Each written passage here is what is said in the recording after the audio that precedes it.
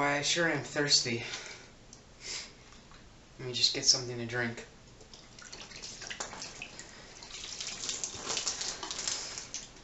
That's refreshing.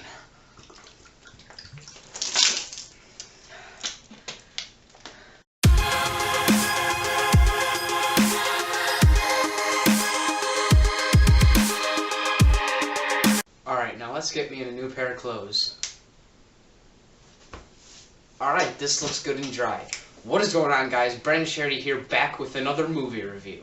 This time we are going to be talking about a recent film that came out, and that movie is called Furious 7.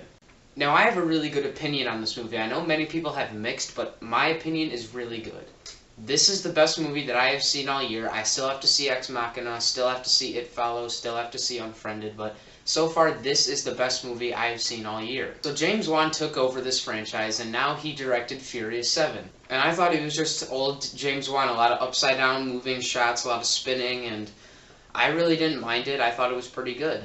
Now, the acting in this movie is really good. It brought back some old characters and introduced some new ones. My favorite of them being all still Vin Diesel. Vin Diesel made a fantastic performance in this movie, probably the best I've seen. And that's really hard to say since he was very good in the first one, and I really love his character in this one too.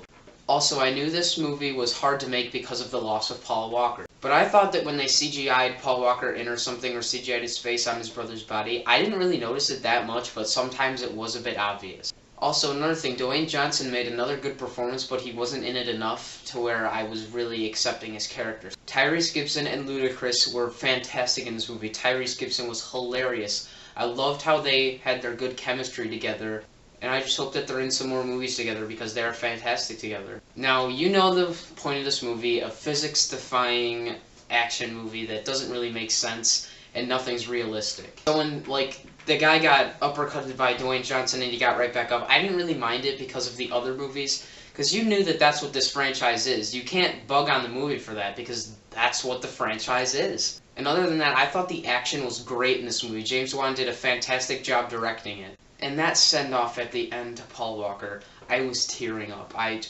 It was just so good, and it was so sad to see Paul Walker go, and we really miss you, man. A couple little gripes I have with this movie are the plot does kind of seem convoluted, where you didn't really know why they needed that device called the God's Eye.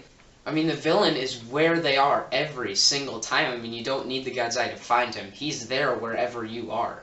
But in all honesty, I love the cars, I love the action, I love the characters, the acting was great, the directing was phenomenal. So I'm going to give Furious 7 a 9.5 out of 10. Did you guys see Furious 7? Tell me in the comments below what you thought about it. And if you haven't, I highly recommend you to see it. This is one of the best movies I've seen, and is the best movie I've seen all year. Alright guys, well those were my opinions on the movie Furious 7. Alright, well don't forget to subscribe. Brendan Charity, peace out.